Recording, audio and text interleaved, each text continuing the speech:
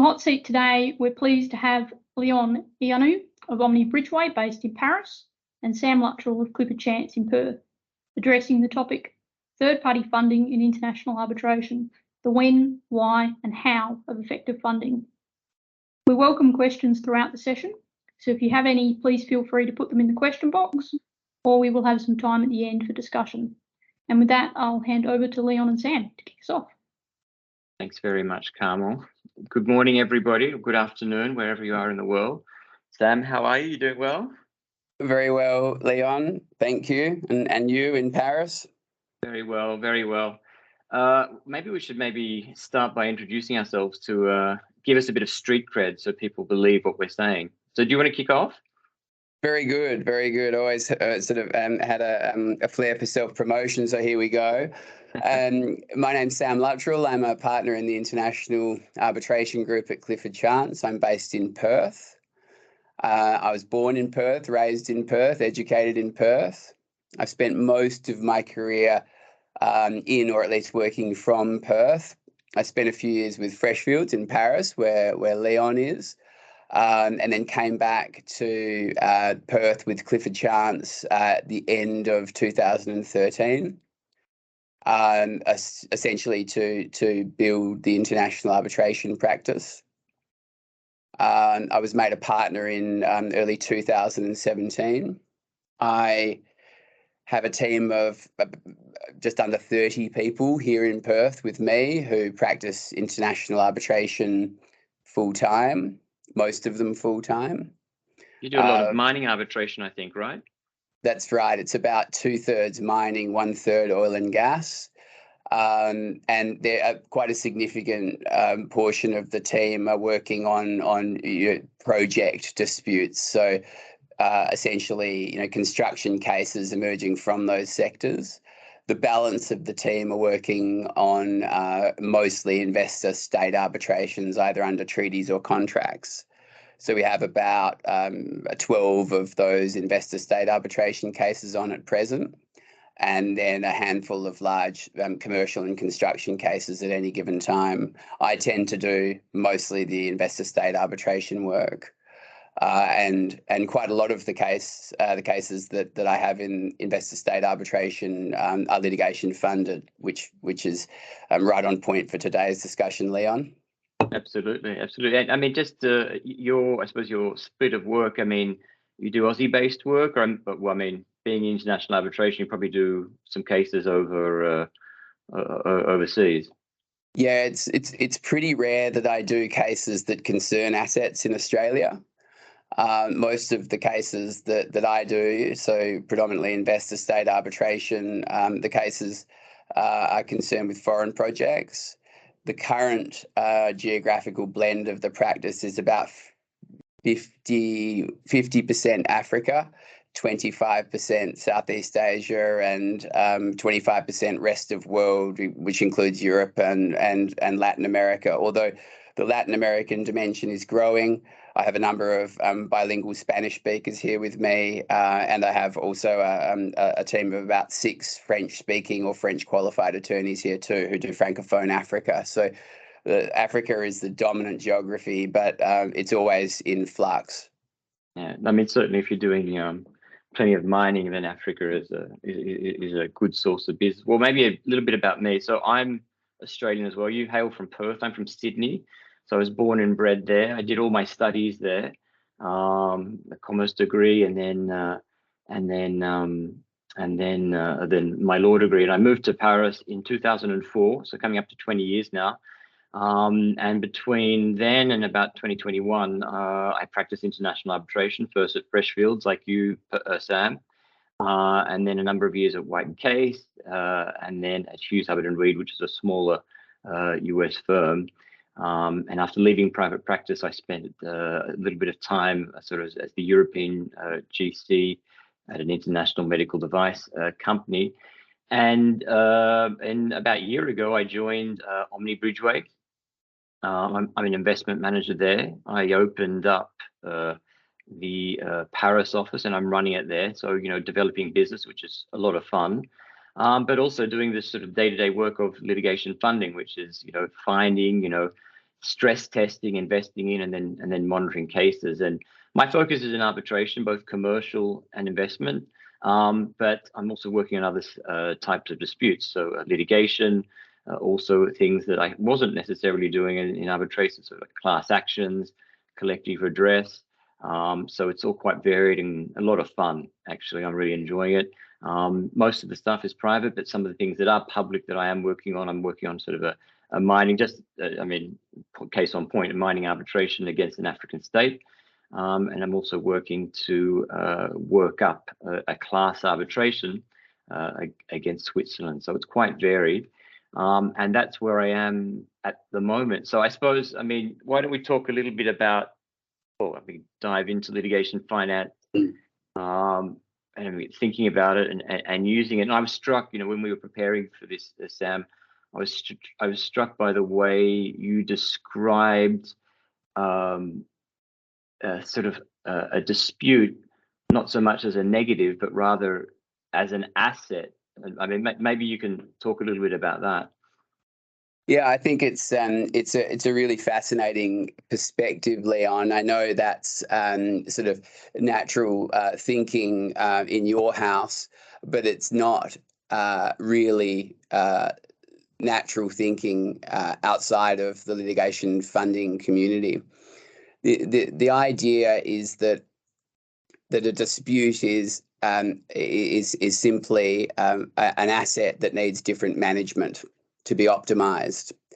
The reality is that when businesses find themselves in significant disputes or bet the company disputes, they are naturally viewing that as a catastrophe in the making and as the worst case scenario. And we have to respect that natural emotional reality.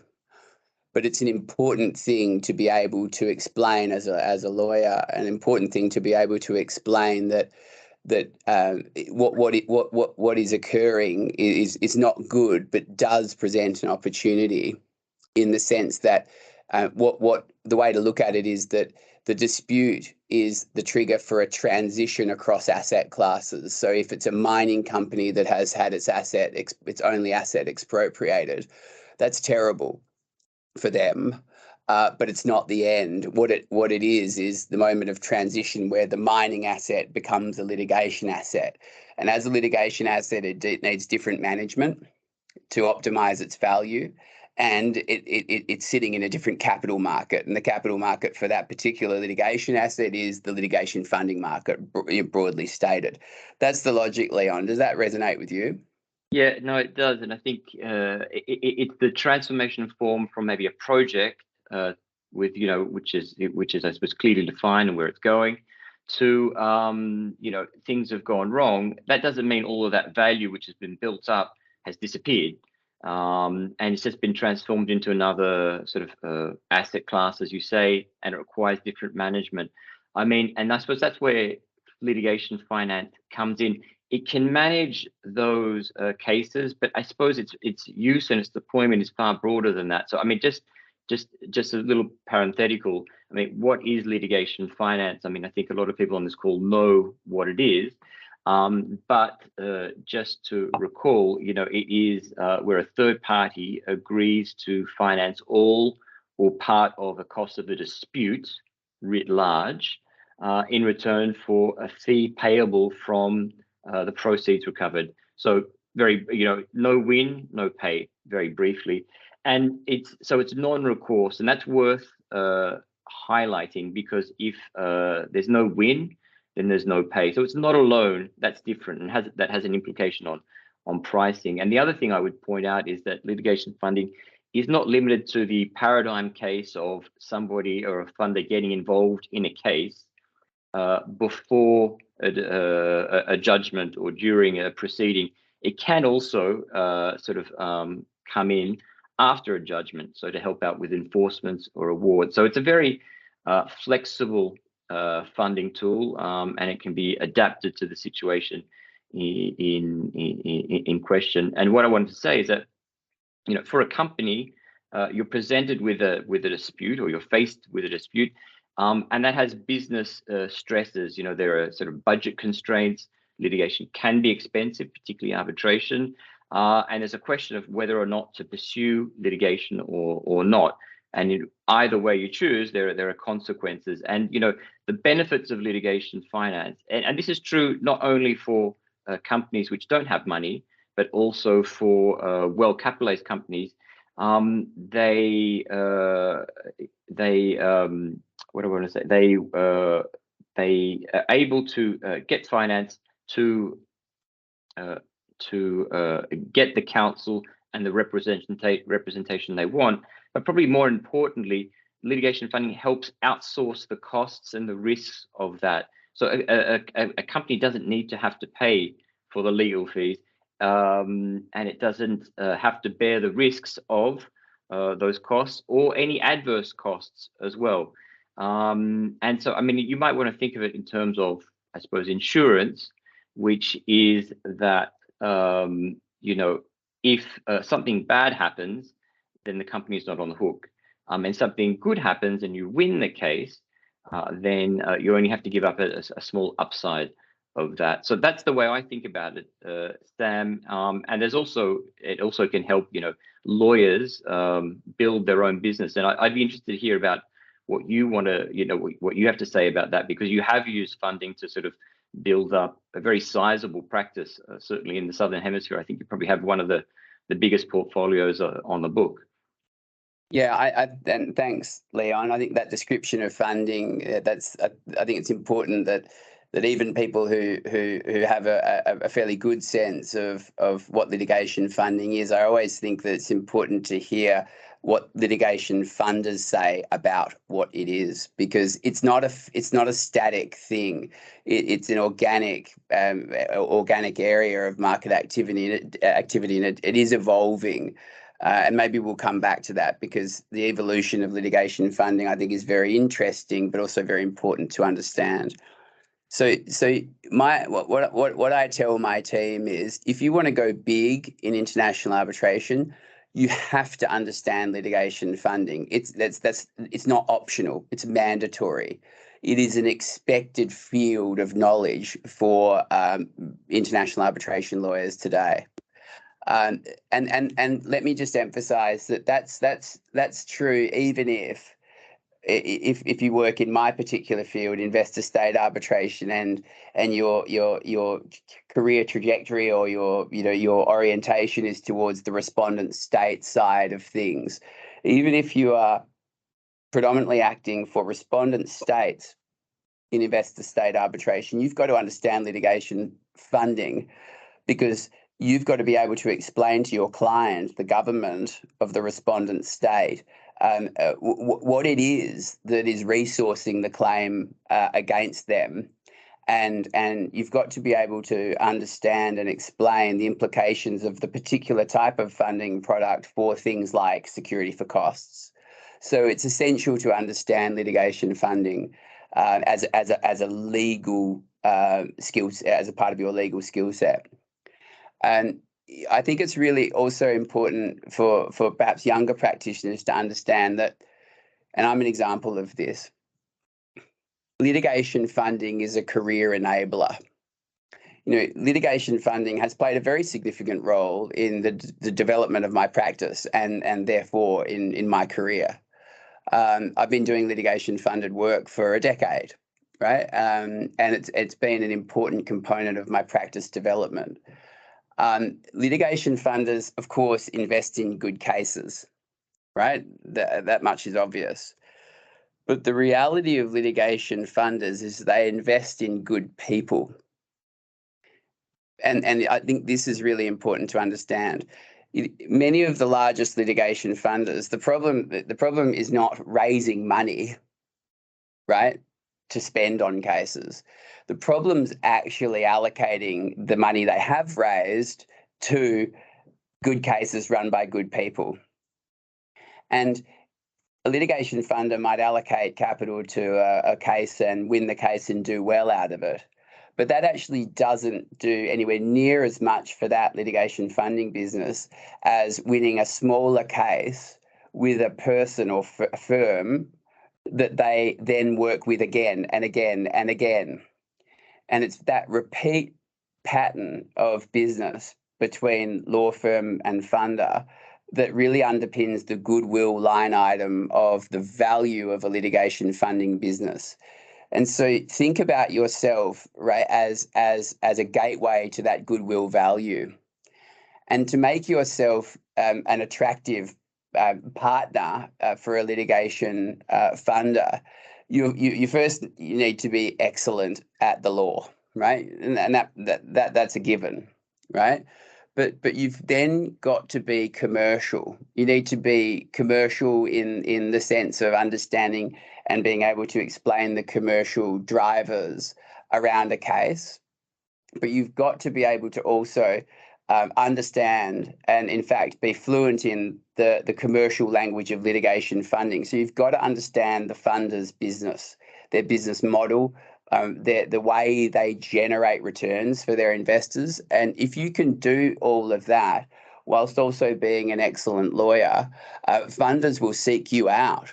And I can tell you, they will give you cases. I have had cases referred to me from funders. Usually, the lawyer originates the case and then it takes it to potential funders. That's usually the flow. But I have had cases that have been referred to me by funders. So that is true. That does happen. But that only happens because the funders in question have confidence in me as a lawyer. So as a young lawyer seeking to build a career in international arbitration, I really do encourage people to study funding, to read the key cases, to understand the legal framework, and to really look into and get a grip on the funding market, and to deliberately acquire that knowledge and spend time with people like Leon when the opportunity presents to learn the language of funders. Listen to the way Leon describes things, listen to the words he uses. The funding lexicon is super high value when you're engaging with funders. Fluency, there's a huge premium on fluency in that language. Yeah, no, I mean, what you say obviously rings true. What I found is, when I was in private practice, as you are, right now, Sam, there's a relationship and you're working closely with a client, that's for sure. What I found moving into funding is that when you are working on a potential case, it's far more commercial, it's far more fluid, and you're working on a project, you're working to build things, build up a case. Sometimes it doesn't work, but sometimes it does. And that's where I found that having a lawyer who is commercial about a case, who's flexible about thinking about how to structure a case, that is worth gold. And what I can say is that when we make our final decision, we've got all our criteria and stuff like that. One of those things is the strength and the ability and the confidence we have in a lawyer to run that case, and that can make or break our decision on whether to go forward. So that's key important. And what I've also found is, and it sort of builds on what you were just saying a second ago, Sam, is that when you prepare that first initial strategy memo or case analysis for the client, and at the end you say, this will be our budget, this is what we think we're going to be spending, we need to spend on this for you to get to a judgment. Clients react well when after that you put something like that, have you thought about funding? This could be a case which is good for, and it shows the client that you're commercial, you're thinking about it. And if as a law firm you're able to sort of access funding, then it gives the lawyer far more flexibility in what it can propose to a client rather than just sort of fixed hourly fee. It can say, look, I'm going to do this on a partial contingency fee. I can defer my fees. Let's have a success fee. And when you present that to the client, and that's what I like personally a lot about my job. I work with lawyers so that we can present to clients who have, good claims. This is how we can structure it so that you don't have to sort of bear a lot of the risk, or you don't have to really worry too much about that. So it is, and so to come back to your point before, Sam, litigation funding can really be used by lawyers to develop their own practice and develop their own book of business. Yeah, I think it's there's a lot to be said for learning about litigation funding as early as possible for that very reason. I think the commerciality that funders expect is multifaceted. They, as you say, Leon, funders expect, you know, a healthy degree of commerciality around budgeting and fee structuring. If you're at a firm that does contingency fees, and I'm not, but if you are, then, you know, developing that aspect of the proposal is going to be important. But the fee arrangements, fixing, capping, you know, realistic budgeting, that's part of the discussion that you have to have, and you've got to be able to do that confidently and accurately quite early in the case. While there are many parts of the case that are unpredictable, I think that's important. The other part of the commerciality that funders expect is recovery. Right? What does success look like? Is it just, you know, judgment or award in our favour, and then, you know, wire transfer of $100 million? No, it's not. And Leon, you know, tell me, how do you sort of, what do you expect in terms of a discussion about recovery? Well, it's one of the things we look at, and I'm also conscious of the time. I know that Carmel will pop up and have to open up for questions, which I welcome. I mean, but, you know, we look for, when we make our overall decision, whether or not a defendant, usually is the case, or a state has payment capacity. And when we look at success, we don't look at the time to judgment or award. We look at the time to potential recovery. Yeah. And, you know, we will look at certain countries to see what their payment capacity is like, and the like. So that for us is, you know, success is only when there's money in the bank. So with that, I mean, maybe Carmel, we can maybe open up to any questions that you have or have been lodged, or anybody else on the line may have. Thanks, Leon. I'll open it up to the floor if anyone wants to ask any questions. I wonder whether I could ask a couple of questions. The first relates to counsel behaviour. I've been noticing in a number of my arbitrations that cases that may be potentially funded, and it's not always clear to an arbitrator whether they are or not, have tended to be run extremely efficiently by counsel. By way of example, closing oral submissions rather than massive closing written submissions. And I'd be interested in knowing what the views of our two presenters are in relation to the contribution of funding to lawyer efficiency.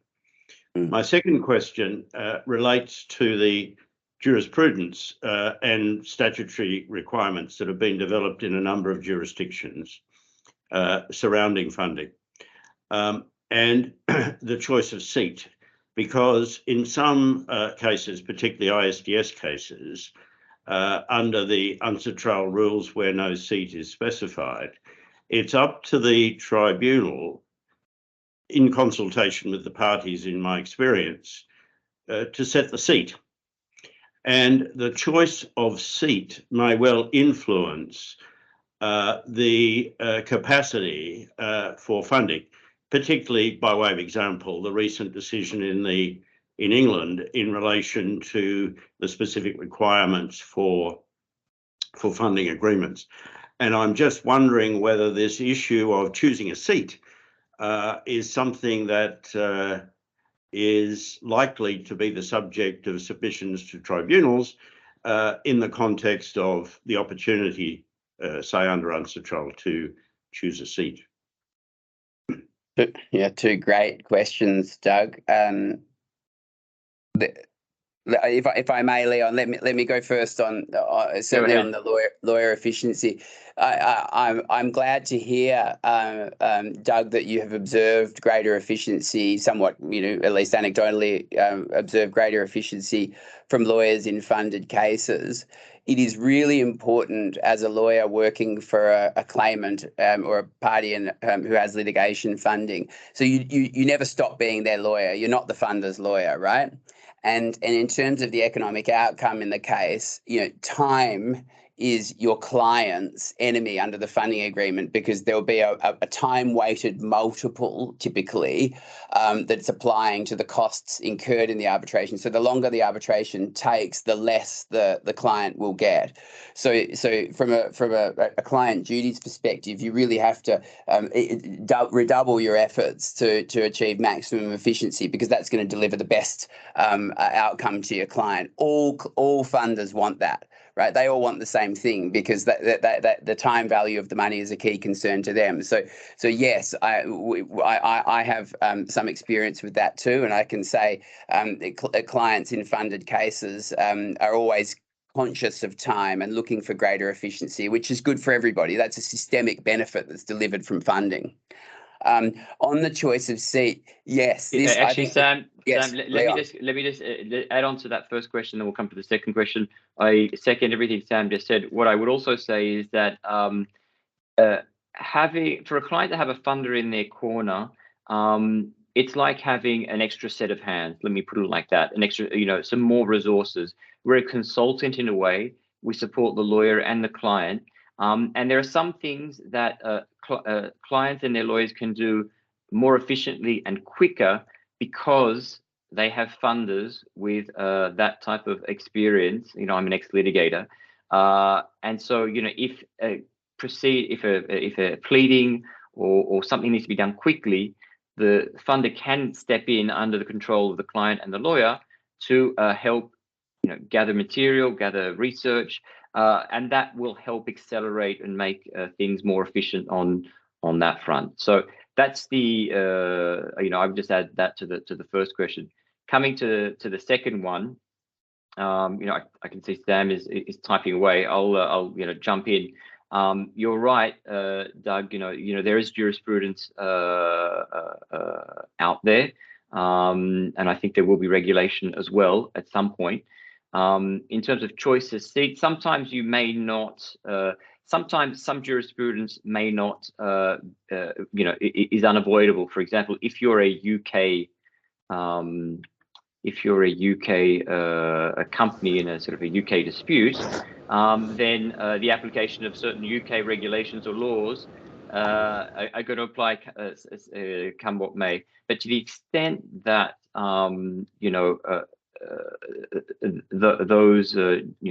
those regulations can be sort of avoided, then choice of seat, I think, does become very relevant. And as jurisprudence and as regulations start to develop, then I think you will find clients making decisions about where to seat an arbitration. My question, and I don't have an answer for this, is some of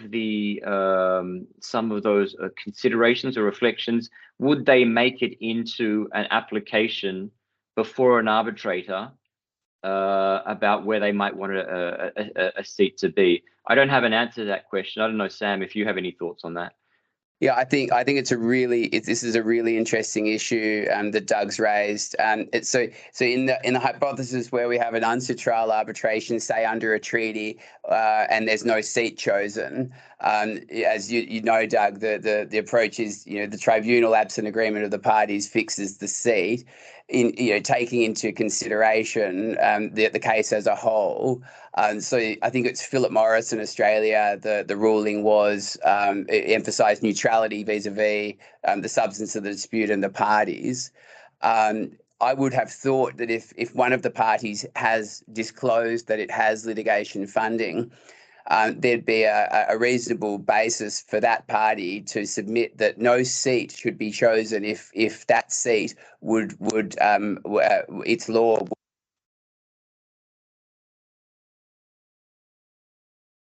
You guys with me, or is it Sam that's frozen? Just Sam in a very, very contemplative pose. It is, isn't it? Well, maybe I think Sam is actually making some excellent points right now. Unfortunately, we can't hear them. Maybe when he comes back online. Any other questions until pending Sam's resuscitation? Well, just one observation. I mean, it is on the commercial side. Selection of seats is a pretty key point. Yeah, Sam's back. So, Sam, mate, you froze up for the last 30 seconds. Sorry, I'm not sure quite what happened there. So I was just saying, I would have thought that if a seat was proposed and that seat's law would not allow a litigation funded arbitration to go ahead, then the litigation funded party would have an access to justice point or objection to be made to that seat. I would have thought there would be an argument to be made there. I've never confronted that issue before, but it's one of the factors that bears upon bears upon the possible seats for an unser trial arbitration in that setting. I think somebody was just, didn't catch your name. Somebody was just asking a question. Is it? Oh, Nathan, is it? Yes. Go ahead, Nathan. I mean, certainly from the commercial side, that issue of the seat generally will be written into the funding agreement as if it goes away, the funder doesn't like, then that will be a specific termination event. So it is a pretty key point, both from a, I mean, the point that you raised, Sam, is a good one, specifically just to funding, but also anything that interrupts the calculations in terms of the prospects or the support that the seat will give to the arbitration is also pretty important as well. Absolutely.